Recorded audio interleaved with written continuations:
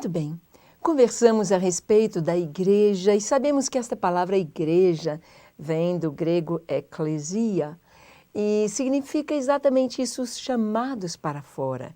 Fomos chamados para fora do contexto do mundo, fora do contexto de todo mundo, fomos chamados para algo muito especial.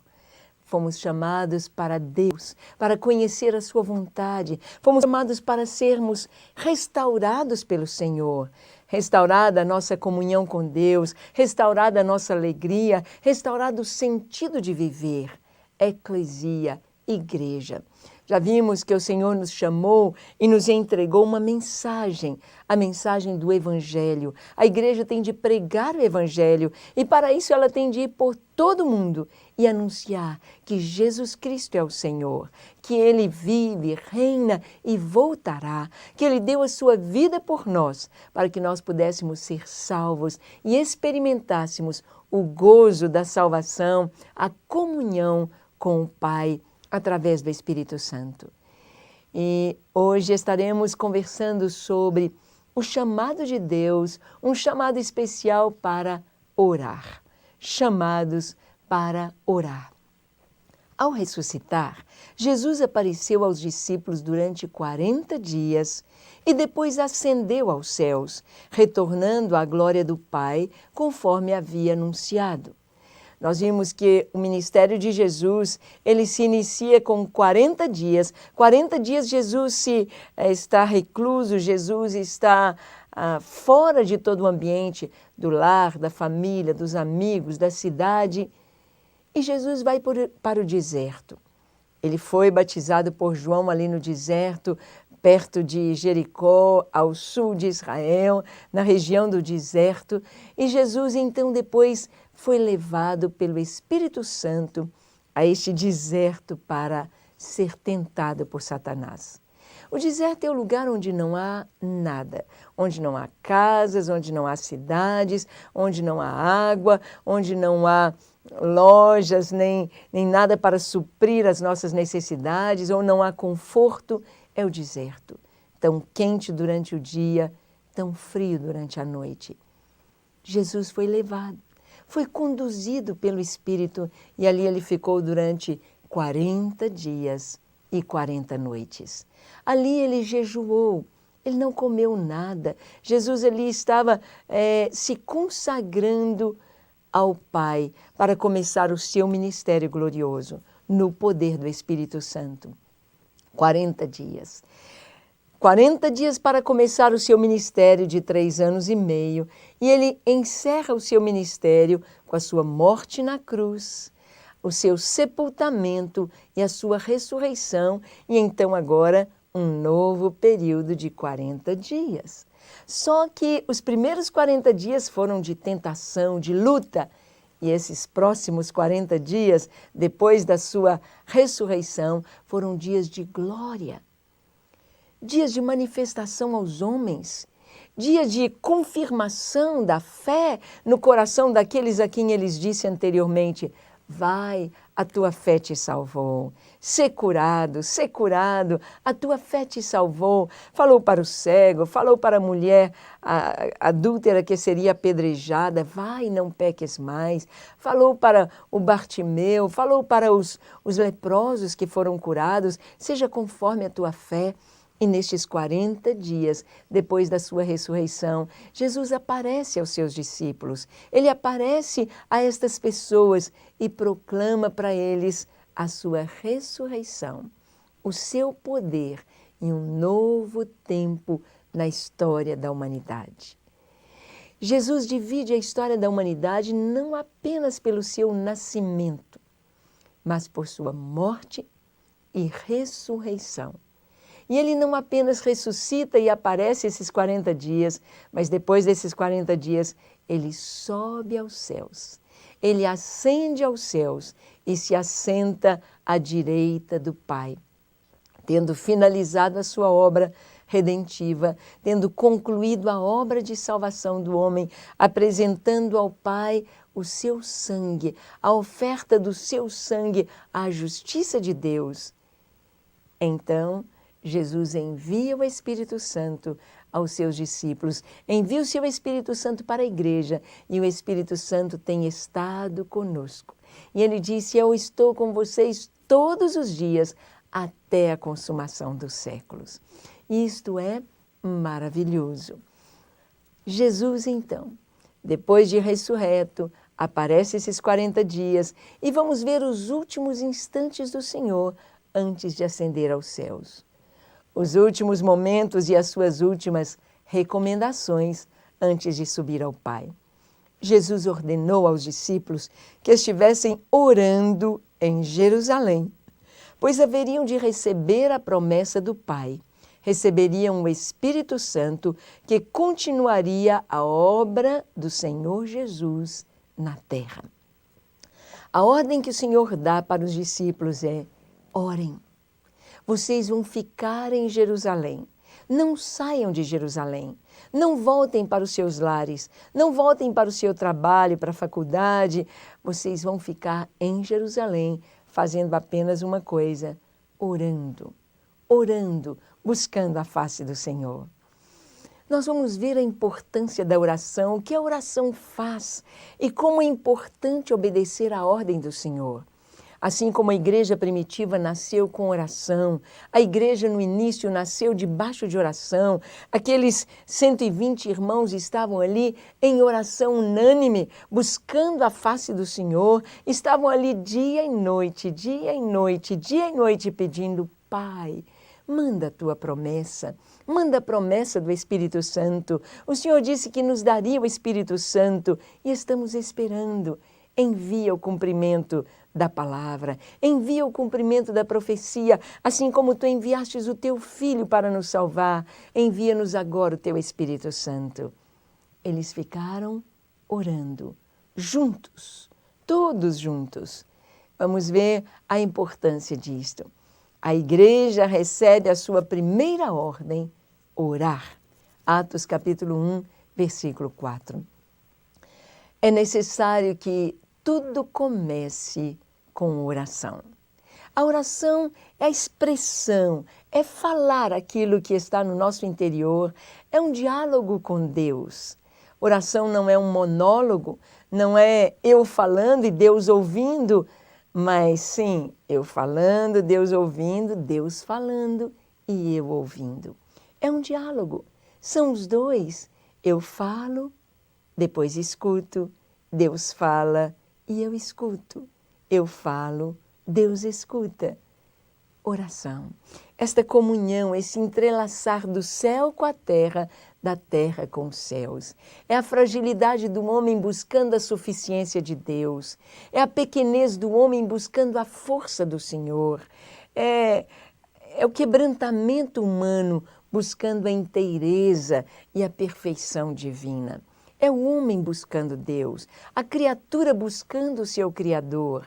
É exatamente havendo este encontro, havendo esta comunhão gostosa, esta amizade de Deus com o homem, do Supremo Criador com a criatura amada que Ele fez e colocou aqui neste planeta Terra, os homens, os seres humanos. Orar é exatamente isto. A igreja recebe esta primeira ordem. Quando nós nascemos de novo, quando nós recebemos Jesus como Senhor e Salvador, começa na nossa vida um tempo de oração. Começa algo novo.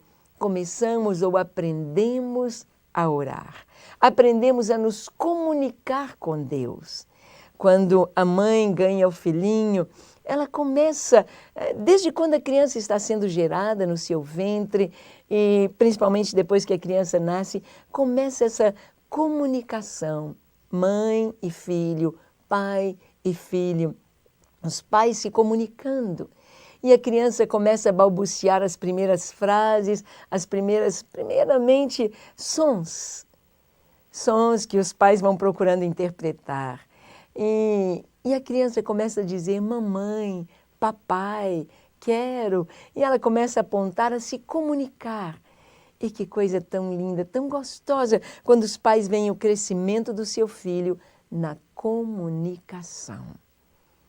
É tão cedo que os pais descobrem quando a criança é surda, quando ela não pode ver, não pode enxergar, aquilo é logo descoberto.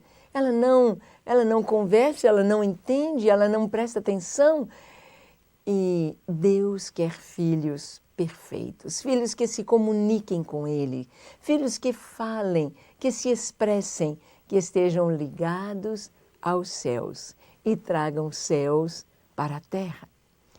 Em Atos capítulo 1, verso 4, Jesus disse: "E comendo com eles, determinou-lhes que não se ausentassem de Jerusalém, mas que esperassem a promessa do Pai, a qual disse ele: de mim ouvistes." Jesus então dá uma ordem aos discípulos. Ele comeu com eles e deu-lhes uma ordem: não saiam de Jerusalém. A igreja vai nascer em Jerusalém. A igreja vai surgir em Jerusalém. Jerusalém é uma palavra plural, Yerushalayim. Uma palavra plural porque não existe apenas uma Jerusalém, mas duas. A Jerusalém que você visita, toma um avião e vai até Israel, e toma um ônibus ou um carro e vai até Jerusalém. E visita os muros e visita os bairros de Jerusalém, tira fotos. E a Jerusalém espiritual, que é a igreja. Duas Jerusalém. E o Senhor disse que era para eles ficarem em Jerusalém. E o Senhor disse que eles deveriam ficar até serem revestidos de poder, até receberem a promessa do Pai, a promessa do Espírito Santo. A igreja, ela deve estar voltada para a oração. A igreja que começa, ela vai começar com oração. Nossos cultos, a liturgia dos nossos cultos começa com oração. O nosso dia deve começar com oração. O nosso relacionamento com Deus começa com oração. Oração, oração, oração. Começa com oração. Ligando a terra aos céus. Comunicação do homem com Deus. A história da igreja começa com oração 24 horas. O Senhor disse: fiquem em Jerusalém, para que vocês sejam revestidos de poder. Fiquem em Jerusalém, não saiam de Jerusalém. A igreja, então, nasce debaixo desta comunhão com Deus.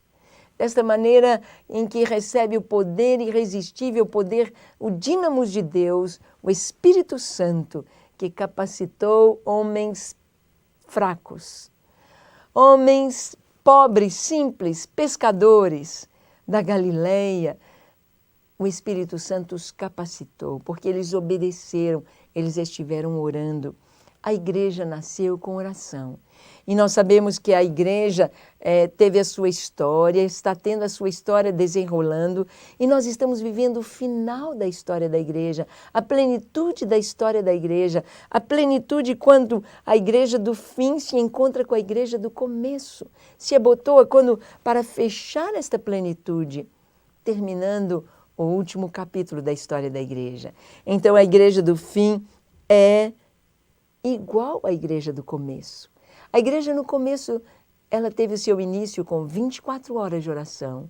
A igreja do final está tendo 24 horas de oração. As trevas são densas no mundo em que vivemos. O inimigo está cada vez mais, de uma maneira tão descarada, mostrando a sua face. E as crianças, e os adolescentes, e os adultos, e as famílias não estão percebendo que estão sendo presas de toda esta opressão maligna. Nós estamos vendo aí as pessoas com síndrome de pânico, estamos vendo as pessoas amedrontadas, as pessoas prisioneiras, as pessoas fazendo aliança com Satanás, sabendo que estão perdidas, sabendo que ele é mentiroso, sabendo que ele é falso, e as pessoas estão aí indo por esse caminho de podridão, esse caminho de pecado, e elas estão indo como cegos para o abismo, como cegos para aquele abismo de fogo. É preciso que a igreja abra os olhos, dê um grito de salvação. É preciso que a igreja ame e ministre a bênção, a luz sobre o mundo. para que as pessoas sejam salvas, para que as pessoas conheçam o amor de Deus e tenham sentido no viver. É necessário que a igreja ore para proclamar, ore para abrir os olhos aos cegos, ore para trazer libertação para o cativo. E a igreja primitiva obedeceu. A igreja primitiva orou. Houve a obediência dos primeiros discípulos. E nós estamos vendo que nos nossos dias tem havido a obediência dos discípulos do final.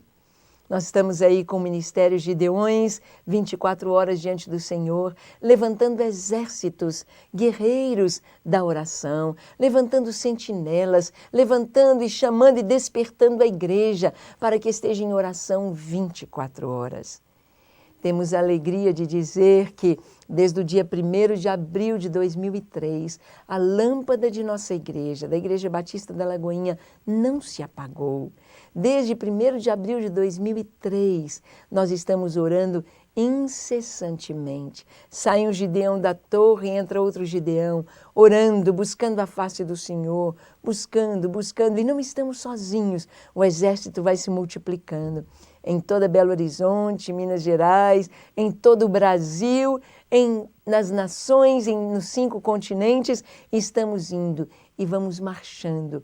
Cada vez mais este exército vai sendo engrossado, este número de intercessores vai se multiplicando e o poder de Deus vem sobre nós renovado para que possamos ser luz no mundo e sal da terra.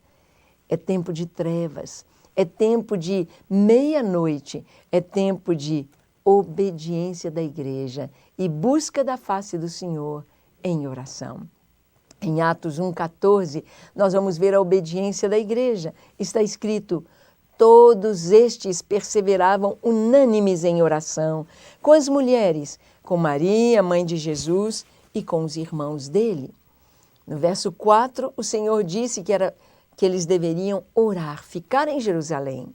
E o verso 14 do capítulo 1 nos diz que eles ficaram em oração, unânimes, todos juntos.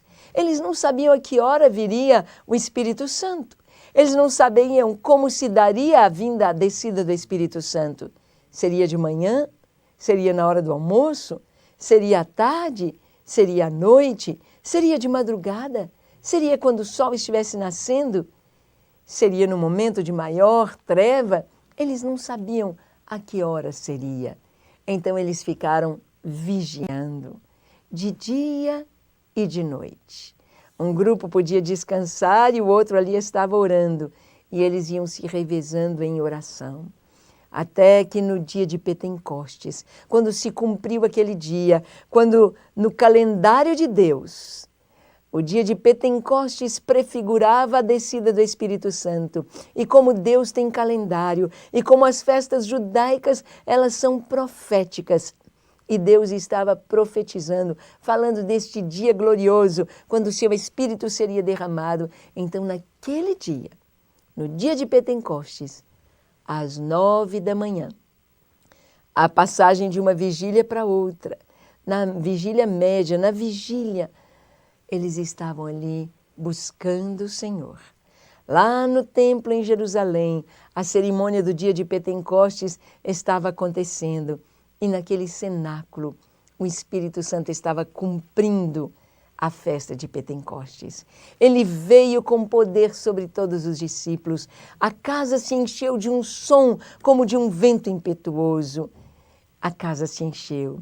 E apareceram, surgiram, distribuídas sobre a cabeça de cada um deles, línguas como de fogo, e pousou sobre a cabeça de cada um. É maravilhoso saber que a atuação do Espírito Santo é sobre cada um. Deus não age apenas no meio de todos e para todos, mas cada um. Eu e você precisamos experimentar este enchimento do Espírito Santo. Precisamos experimentar esse fervor na oração, esta busca da face do Senhor e daquilo que Ele faz quando nós oramos. Vale a pena orar, é maravilhoso orar. Eles ficaram orando e o Espírito veio. Hoje, a Igreja do Fim também está orando.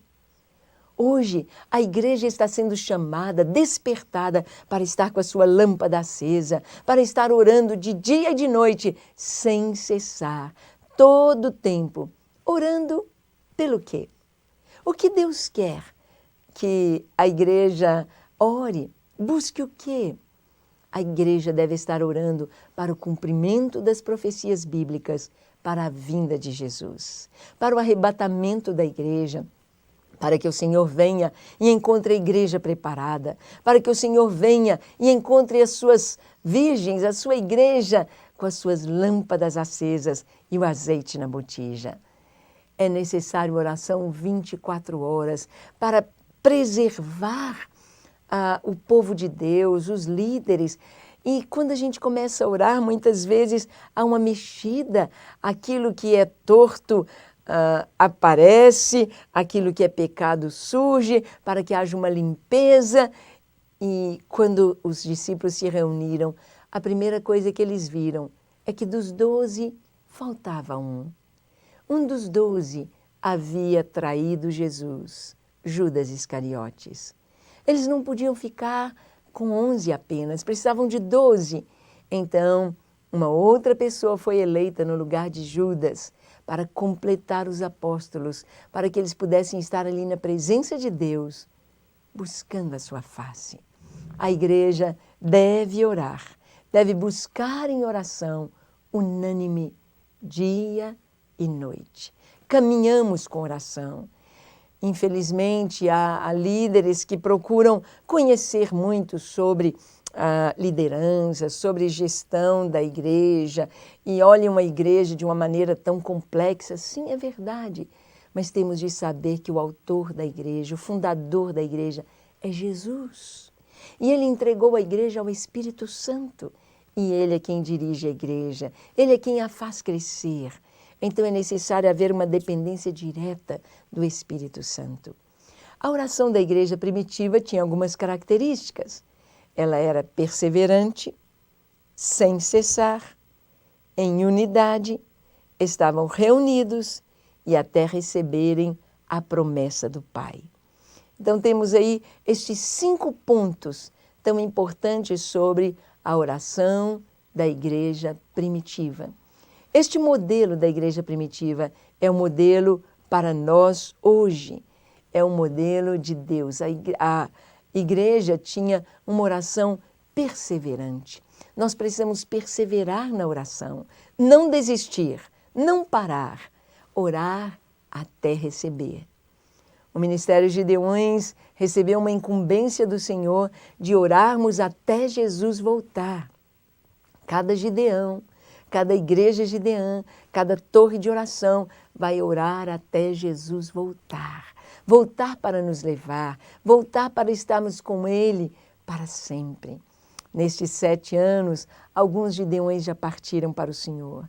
Eles oraram até o Senhor voltar para eles. Eles foram fiéis, tiveram experiências maravilhosas e deixaram aqui o fruto de sua oração. Orar até a vinda do Senhor. Oração perseverante. Oração no hebraico é a palavra shazak. Tem várias palavras incluídas em seu significado. Nós queremos ver neste programa algumas palavras que podem traduzir shazak, que é a oração. Vamos ver aqui 6 palavras. Orar é ligar, é apoderar-se, é conter, é conquistar, é pegar, é prevalecer. Vamos ver então estas palavras, vamos ver a sua ligação com a oração, o significado. Orar é ligar. Então, primeiro, a oração liga a terra ao céu. Jesus orava com os olhos levantados para os céus. A oração liga a terra aos céus. Olha como isto é importante. Nós precisamos daquilo que está nos céus, aqui na terra. Jesus nos ensinou a orar e ele disse: Pai nosso que estás nos céus. E ele disse: olha, dá-nos o pão de cada dia hoje. Mas ele disse: seja feita a tua vontade, aqui na terra, como ela é feita nos céus. A oração traz o modelo do céu para a terra. A oração faz a gente olhar para o céu e trazer o que está no céu para a terra. Trazer a alegria do céu, trazer o suprimento do céu, trazer as bênçãos dos céus, trazer o ambiente dos céus, trazer a presença de Deus para a terra.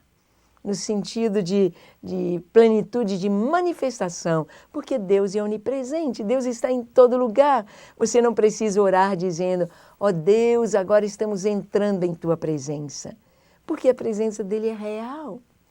Quer os homens queiram, quer não queiram, quer creiam, quer não creiam, quer aceitem ou não, Deus está presente, aí com você, aqui comigo, conosco, Ele está presente. Mas nós sentimos a manifestação da presença de Deus no nosso coração, em alguma coisa ao nosso redor. Um dos pastores estava contando uma experiência, ele disse que estava lendo a palavra de Deus e ele precisava de uma resposta do Senhor. Ele mora num apartamento que é cobertura e ele disse que as janelas estavam fechadas, o apartamento estava fechado. E ele disse, Senhor, dá-me um sinal de que o Senhor está ouvindo a minha oração, dá-me um sinal de que o Senhor está aqui comigo e de que o Senhor está ouvindo e recebe a minha oração e a minha adoração. E ele disse que, de repente, uma pombinha veio voando do teto, veio lá da cobertura do seu apartamento e ela veio e pousou em cima da Bíblia que estava aberta. E ele começou a chorar, ele sentiu a presença do Senhor, ele sentiu que era uma manifestação da presença do Senhor. Ele chegou a tirar uma foto daquela pombinha pousada sobre a Bíblia e louvou ao Senhor e o honrou, porque Deus estava ouvindo e respondendo a sua oração. Deus ouve, Deus responde, Ele está presente. A oração liga a terra ao céu, liga. Nós podemos não só contemplar os céus, sentir os céus, mas tomar as bênçãos dos céus sobre as nossas vidas. Em João 11:41 está escrito, tiraram então a pedra e Jesus, levantando os olhos para o céu, disse, Pai, graças te dou porque me ouviste. Jesus levantou os olhos aos céus. Por quê? Porque a oração está ligando a terra com o céu. O céu, o lugar do trono de Deus, da glória do Senhor. Nós precisamos sempre levantar os nossos olhos. Erguei os vossos olhos. Até para olhar a seara, o Senhor diz, levantai os vossos olhos. Jesus orava com os olhos abertos, levantados para os céus. Pai, ele disse lá no cemitério, antes de ressuscitar Lázaro, Pai, graças te dou, porque me ouviste. Na verdade, Pai, tu sempre me ouves, mas eu estou dizendo assim para que a multidão saiba que o Senhor me atende, que tu, Senhor, és o meu Deus. Graças te dou, porque sempre me ouves, porque me ouviste. Então, primeiro ponto, a oração liga a terra aos céus. Segundo, as orações dos santos são recolhidas aos céus e estão diante do Senhor para cumprir propósitos eternos. As nossas orações, elas não são apenas em um momento e são descartadas e são jogadas fora. Não. As nossas orações, elas são recolhidas. Elas ficam diante de Deus, assim como a palavra de Deus diz que as nossas lágrimas são recolhidas em um odre. As nossas lágrimas choradas diante de Deus, quer de tristeza, quer de alegria, quer de unção, quer de poder, lágrimas de manifestação da presença do Senhor, são recolhidas diante de Deus. Ficam como um memorial em sua presença. Uma lembrança diante de Deus, uma eternização daquele momento da oração. Assim, as nossas orações sobem e elas são recolhidas. E elas são guardadas para um fim, para um propósito eterno. Isto é tão maravilhoso, quando compreendemos que a nossa oração não é apenas Senhor, venha nos abençoar aqui neste momento, abençoe a casa, abençoe o fulano, abençoe este culto, abençoe esta palavra, e foi que aquela oração trouxe uma cobertura para 5 minutos, 10 minutos, meia hora, absolutamente. A nossa oração permanece diante de Deus. Hoje nós temos tantos meios de gravar. Hoje você pode pegar um DVD de uma mensagem, de uma pregação de 10 anos atrás. E quando você coloca para ouvir, a mesma unção daquele momento está ali impregnada. A mesma graça. Nós temos, por exemplo, os DVDs e CDs do Diante do Trono. Sabemos que o Diante do Trono é um ministério, um grupo de louvor que tem uma forte intercessão sustentando este grupo, sustentando cada participante, sustentando cada detalhe no envolvimento de cada gravação. Então, quando uma pessoa assiste a um DVD do Diante do Trono, ela recebe toda aquela ministração de bênção, todas aquelas orações que foram feitas ali durante aquele período daquela gravação, aquelas orações estão embutidas naquele DVD. Isso é válido também para as coisas das trevas. Aquilo que as pessoas fazem sob a transe, sob a influência maligna, um quadro que pintam, uma música que cantam ou gravam, está impregnada de toda a opressão, de tudo aquilo maligno que foi ministrado ali quando foi gerado. E toda aquela coisa ruim, ela extravasa quando a pessoa ouve aquela música, ouve aquele CD do mundo de música popular, de heavy metal, de rock, de ministrações para suicídio, para depressão, para violência, para o sexo, para a pornografia, para a prostituição, para o pecado. Aquela ministração, ela extravasa. Por isso, hoje nos Estados Unidos, os CDs e DVDs tem de ter escrito lá quando tem a mensagem subliminar. Os filmes têm as mensagens subliminares, estão impregnados das coisas malignas. Mas eu quero te dizer que as coisas celestiais, também o poder de Deus está ali impregnado. Na mensagem, na palavra, você liga um canal evangélico, é diferente de um canal ou de uma mensagem mundana, pecaminosa. A bênção de Deus, a paz. Quantas pessoas dizem, pastora Ângela, quando ouço a senhora falar, eu sinto uma paz. Não é a paz da minha voz, não é a paz da minha pessoa, é a paz da presença do Senhor. Cada vez que vamos gravar um programa, nós oramos, Espírito Santo fale. E cada programa está impregnado da presença do Senhor. Então as orações dos santos, elas são recolhidas. Elas permanecem.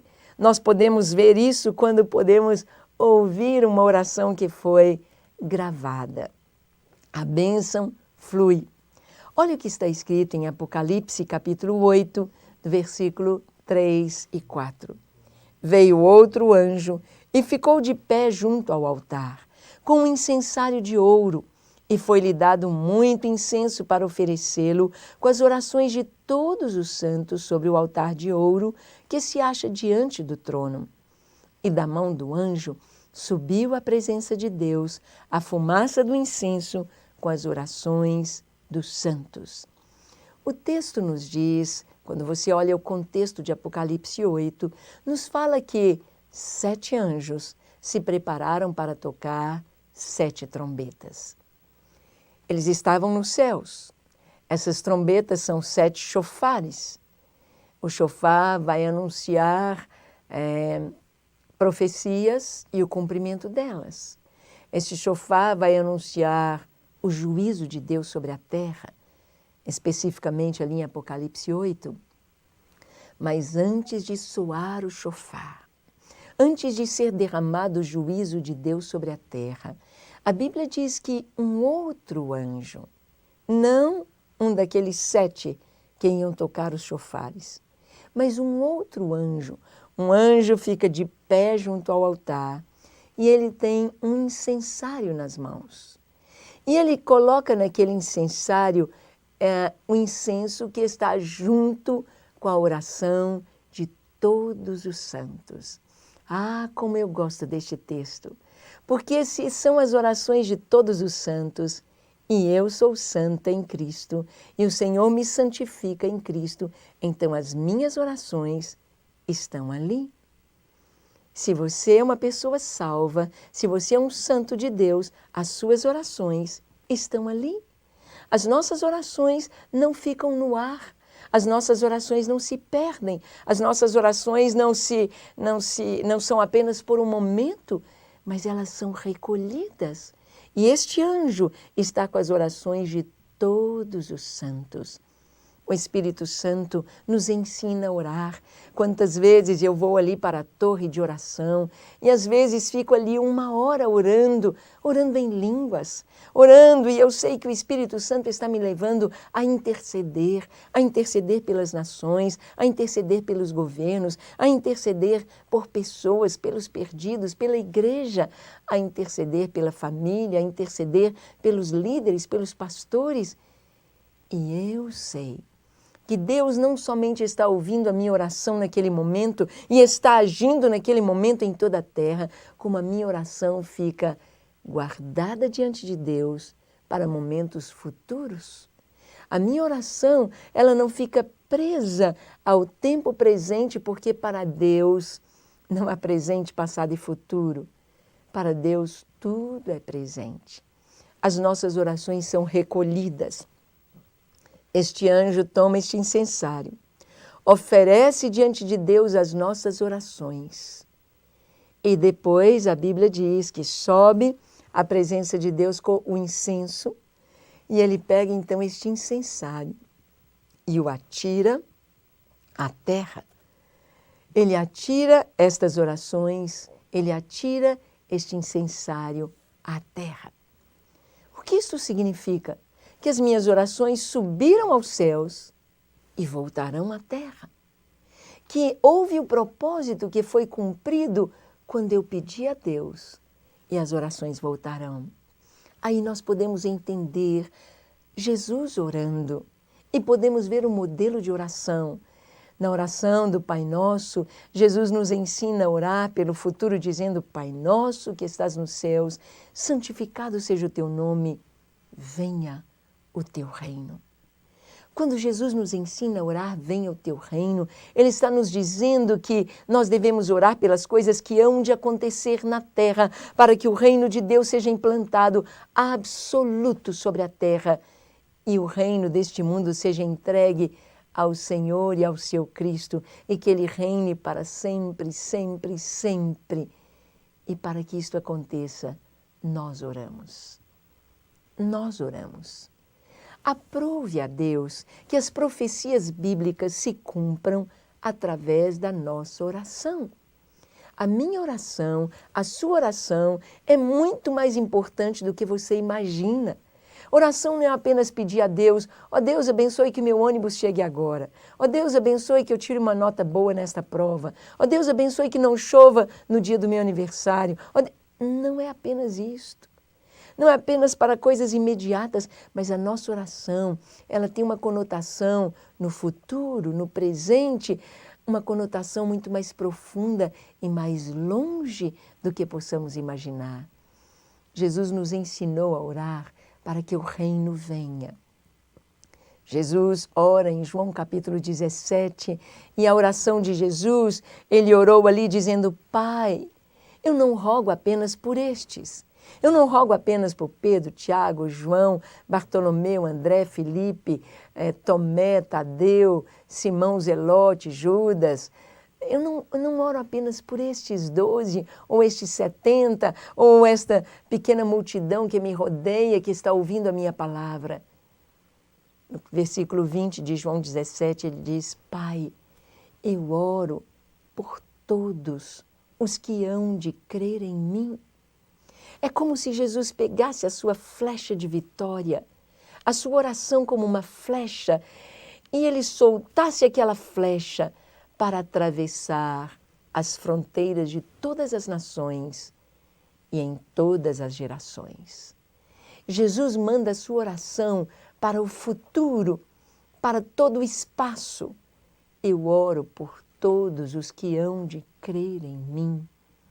A oração de Jesus atravessa as nações. Ela chegou até mim no século XX, XXI. Ela chegou ao Brasil, ela saiu de Israel, ela alcançou a Turquia, ela alcançou o Egito, a Arábia Saudita, alcançou o Irã, o Iraque, Afeganistão, alcançou a Rússia, alcançou Estados Unidos, alcançou a Europa toda, a África, a Austrália, as Américas, as ilhas.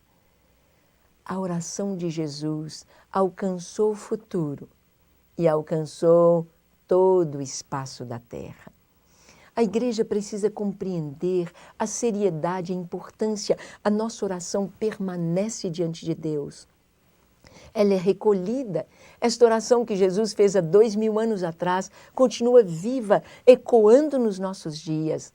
A minha oração, a sua oração é recolhida e ela atravessa o tempo e o espaço. Isto é muito importante que você saiba.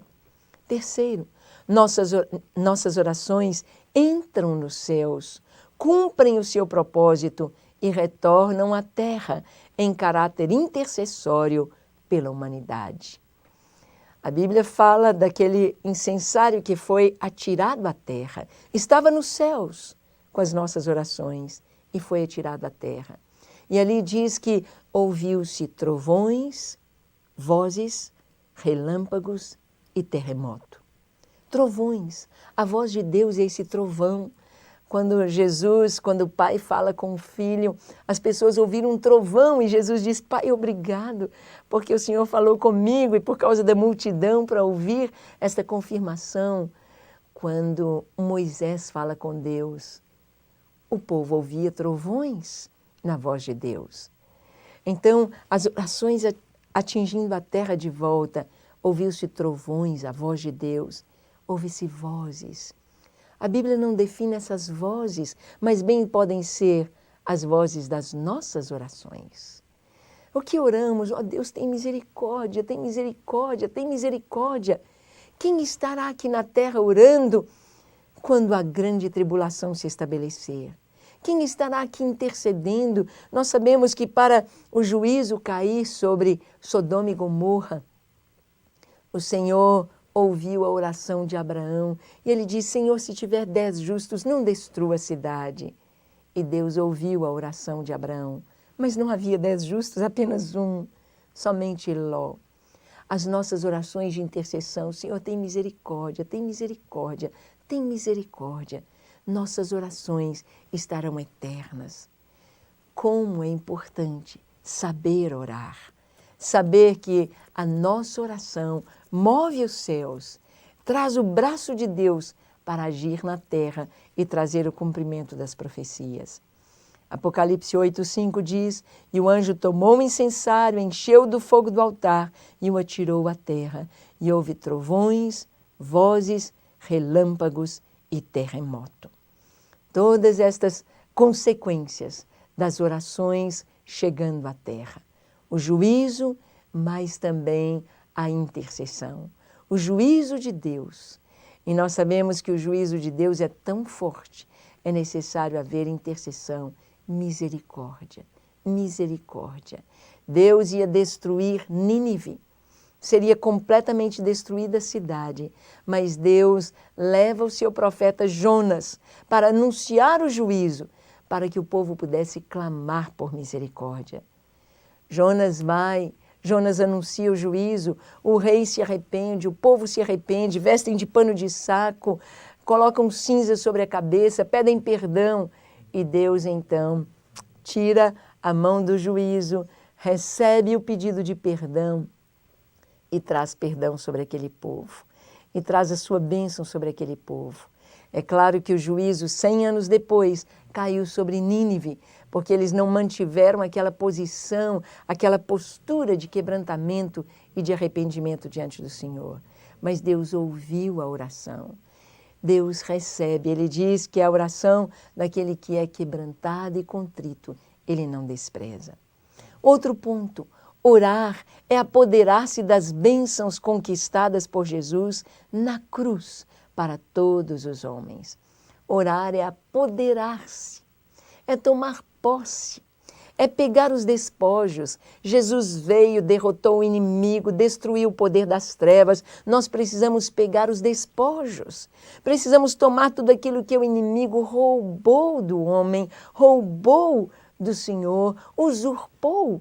Porque ele é ladrão, nada é dele, o reino deste mundo não é dele, não foi conquistado por ele, ele usurpou através do engano. Mas quando a vitória do Senhor é decretada, quando pela oração as pessoas são libertas, vidas são libertas, nós então vamos tomar estes despojos, nós vamos então conquistar. A oração, ela tem essa conotação de conquista. Em Atos 4, 29 a 31, diz: Agora, Senhor, olha para as suas ameaças e concede que teus servos anunciem com toda intrepidez a tua palavra, enquanto estendes a mão para fazer curas, sinais e prodígios, por intermédio do nome do teu santo servo, Jesus. A igreja, então, orou: Senhor, olha para as ameaças deles. Eles estão nos ameaçando de matar, de nos martirizar, de nos colocar na prisão, mas concede-nos ousadia para continuar, para trazer os sinais, para trazer o teu nome sobre toda a terra. Dá-nos ousadia. A ousadia, o poder do Senhor liberado, o poder do Espírito Santo dado à igreja é conquistar, é apoderar-se. Esta é uma bênção que o Senhor tem para nós. São milhares, são bênçãos incontáveis que Deus tem. E nós precisamos tomar posse de todas elas, pelo nome de Jesus. Conquistar. O texto continua dizendo: tendo eles orado, tremeu o lugar onde estavam reunidos. Todos ficaram cheios do Espírito Santo e com intrepidez anunciavam a palavra de Deus. Não somente pediram ousadia, mas o lugar tremeu. A igreja foi sacudida pela presença do Senhor. Houve ali aquele momento assim de ser sacudido. E eles foram cheios do Espírito Santo e anunciavam com toda intrepidez, sem medo algum, a palavra da verdade. Orar também é conquistar a terra prometida pela fé e tomar posse ao pisar nela. Orar é conquistar a terra prometida. Tudo nós vamos conquistar primeiro pela fé. Tudo primeiro conquistamos no mundo espiritual. Depois, então, tudo se efetiva no mundo natural. Conquistamos no mundo espiritual, pela fé, a terra prometida. A terra prometida. Deus disse a Abraão: esta terra darei a ti e a tua descendência depois de ti. O Senhor falou para Moisés: olha, vai, dize a Faraó, deixa ir o meu povo, que me celebre festa no deserto, e eu tenho a terra prometida para o meu povo Israel. Josué é levantado para entrar na terra e possuí-la, e lutar e despojar a terra prometida do Senhor, pelo Senhor para o seu povo. E nós vemos Josué é um tipo de Jesus, ele simboliza Jesus. E nós sabemos que através da oração nós conquistamos. Por isso é importante orar. É importante realizar atos proféticos sobre as cidades. Quantas experiências tão tremendas, tão maravilhosas, de terreiros de macumba sendo fechados, de lugares onde as trevas operavam de maneira tão terrível, sendo destruídos, sendo totalmente bloqueados pelo poder da oração. Quando Elias chama os profetas de Baal no cume do Monte Carmelo, ele fez um confronto entre Baal e o Deus de Israel. E Elias estava orando por aquele momento, orando por aquela decisão tremenda do povo de Israel para escolher a quem eles deveriam servir.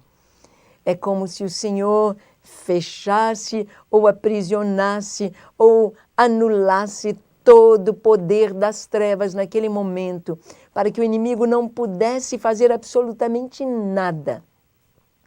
Assim como Deus julgou os deuses do Egito, o Deus Sol, o bezerro, o rio Nilo, e cada um desses deuses foi julgado ali com as 10 pragas, mostrando que não há outro Deus além do Senhor. Satanás quer adoração, mas ele é uma criatura, o orgulho levou a desejar ser adorado. Mas quem é ele perto do Senhor? Quem é a criatura perto do Criador? Na verdade, não há uma luta entre o bem e o mal, porque seria uma luta em glória. Claro que o bem sempre vence. Deus é Senhor. Ele é Senhor e soberano absoluto. Mas o mal fica enganando os homens, tentando ser adorado. E toda luta é por altares, é para ser adorado. Mas quando nós oramos, entronizamos o Senhor, conquistamos a terra prometida. Em Josué, capítulo 5, 14 e 15, está escrito: Então Josué se prostrou com o rosto em terra e o adorou e disse-lhe: Que diz meu senhor a teu servo? Respondeu o príncipe do exército do Senhor a Josué: Descalça a sandália de teus pés, porque o lugar em que estás é santo. Este foi um encontro de Josué com o Senhor antes da primeira conquista da terra, antes da destruição, da derrota de Jericó. Jericó seria a primeira cidade ali ao sul a ser conquistada. E antes desta conquista, Josué vai orar. Josué vai buscar o Senhor e ele se encontra com o Senhor. Orar é conter o poder do inimigo e liberar a atuação do poder de Deus. Orar é exatamente isso, é dizer ao inimigo: daqui você não passa, e liberar o poder de Deus. E em 1 Reis 18, 36, 37 está escrito: No devido tempo, para se apresentar a oferta de manjares, aproximou-se o profeta Elias e disse: Ó Senhor Deus de Abraão, de Isaque e de Israel, fique hoje sabido que tu és Deus em Israel e que eu sou teu servo e que, segundo a tua palavra, fiz todas estas coisas. Elias, então, ora ali junto aos profetas, junto ao povo, aos profetas de Baal. E ele diz no versículo seguinte: Responde-me, Senhor, responde-me, para que este povo saiba que tu, Senhor, és Deus e que a ti fizeste retroceder o coração deles. Na verdade, a terra prometida ali de Elias era o coração do povo. Era necessário que o povo voltasse ao Senhor, que o povo reconhecesse que só o Senhor é Deus. E isto foi conquistado em oração. Orar também é pegar e tomar posse das riquezas insondáveis reservadas nos céus e usá-las para a glória do nome do Senhor. É pegar, é tomar posse das riquezas. E o Senhor disse ali na conquista de Jericó e das cidades que tudo aquilo que era de ouro, de prata, pedras preciosas, deveria ser consagrado ao Senhor. Todo aquele despojo tinha apenas um dono, pertencia ao Senhor. Nossa luta não é contra carne e sangue, mas contra principados, potestades, nas regiões celestes, para liberar o poder de Deus, libertar as pessoas que são o tesouro de Deus aqui na terra. Em João 6,33 está escrito: Buscai, pois, em primeiro lugar o reino de Deus e a sua justiça, e todas as outras coisas vos serão acrescentadas. Quando nós buscamos em primeiro lugar o Senhor, tudo mais nos é acrescentado. Isso acontece na história de Salomão. Em 1 Reis 3, de 5 a 15, diz: Em Gibeão apareceu o Senhor a Salomão de noite em sonhos. Disse-lhe Deus: Pede-me o que queres que eu te dê. Respondeu-lhe Salomão: Dá, pois, ao teu servo coração compreensivo para julgar o teu povo, para que prudentemente discirna entre o bem e o mal. Pois quem poderia julgar a este tão grande povo? Salomão pede a Deus sabedoria, e a resposta de Deus foi: Também o que não pediste eu te dou, tanto riquezas como glória, que não haja teu igual entre os reis por todos os teus dias. Quando nós buscamos o Senhor em primeiro lugar, aquilo que nem pedimos, Ele nos dá, porque Deus nos dá além. E, finalmente, orar e adorar ao Senhor e prevalecer, contemplando a derrota do inimigo diante do poder de Deus. Orar é adorar o Senhor. O mais alto nível de batalha espiritual é a adoração. Quando adoramos o Senhor, fecha-se a questão. Em Daniel 3, 17 e 18 está escrito: se o nosso Deus a quem servirmos quer livrar-nos, Ele nos livrará da fornalha de fogo ardente e das tuas mãos, ó Rei.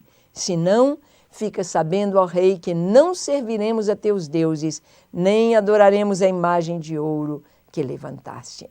Então, na história de Daniel, nós vemos que eles escolheram adorar ao Senhor. E o rei, então, Nabucodonosor, tem de dar a mão à palmatória e dizer: não há outro Deus que possa livrar como o Deus de Israel. O fogo não teve poder sobre estes jovens. Ao Deus de Israel toda a glória. Vale a pena orar, vale a pena buscar ao Senhor e trazer dos céus para a terra as suas bênçãos através da nossa oração. Que Deus te abençoe.